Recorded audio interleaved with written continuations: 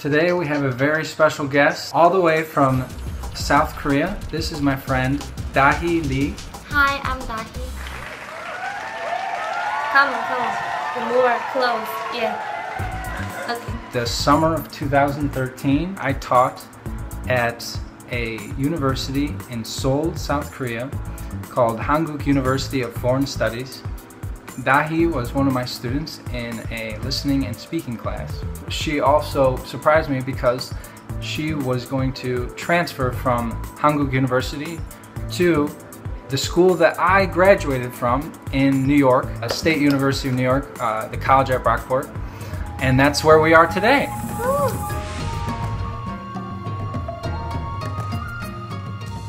Many of you watching probably have maybe heard of Seoul if you've heard of South Korea. I hadn't heard of anywhere before I went there where South Korea is or what Seoul was, but it's a very popular city. Dahi, however, is not from Seoul. She's from another city close to Seoul called Busan, and she's going to share a little bit of the differences between the famous city of Seoul and her hometown, Busan.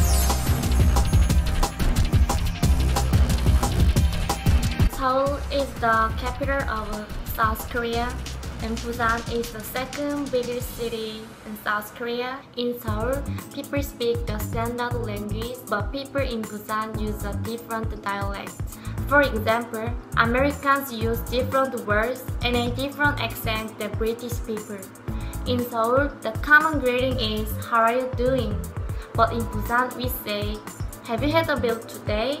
As you can see, that is totally different than the greeting in Seoul.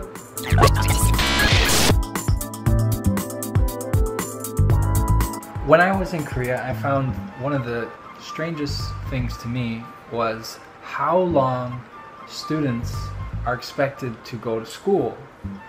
Can you talk a little bit about the differences between what you see, hear about an American education versus a typical South Korean education?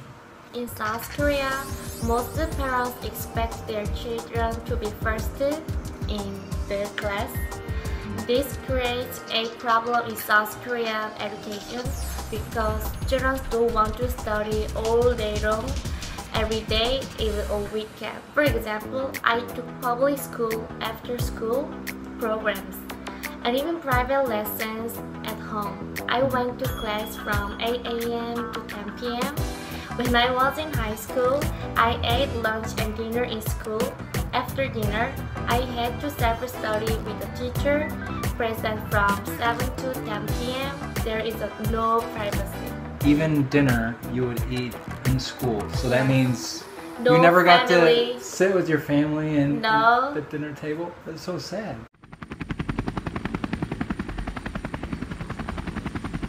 Because of tensions between the current state of North Korea, South Korea, slowly I got to learn why is there such a huge push for the military service, and Dahi is going to share the reason for that. Because of our divided country in South Korea, serving in military is a duty for every eligible man over 19 for 21 months.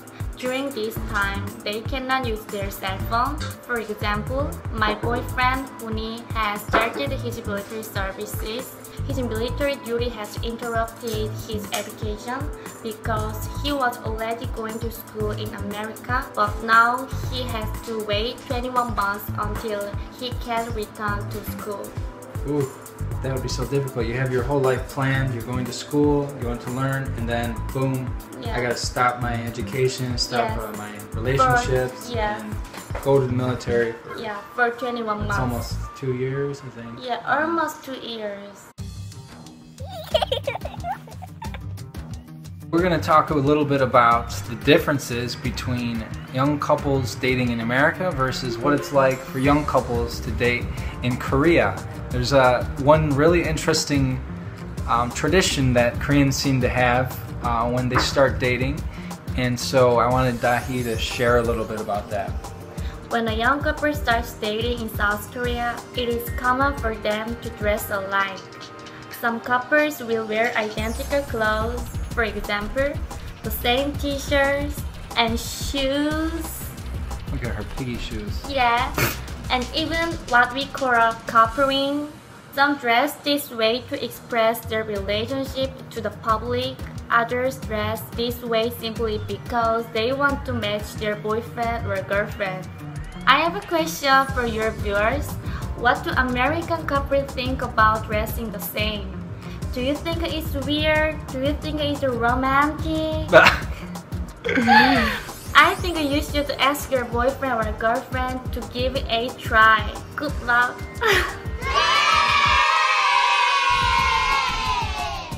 One of my favorite meals when I went to Korea was called kimchi. Kimchi is basically fermented cabbage. It's marinated in spicy red pepper paste, they call it. It's kind of crunchy. You know, you eat it with chopsticks and you pick it up and it's kind of crunchy taste, texture, very spicy, but also kind of cold. The cabbage itself is really cold and wet. So I wanted to see if Dahi could give us some details. I mean, it's a huge subject to cover. They have museums in Korea all about the kimchi history, but can you give us like a little idea of what kimchi is all about?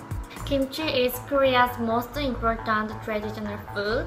Kimchi can help your stomach feel better after eating oily food. I love kimchi. When I eat a meal, if kimchi is not there, I don't want to eat the meal. That's what makes me Korean. Let's go get some kimchi now. Okay. Woo!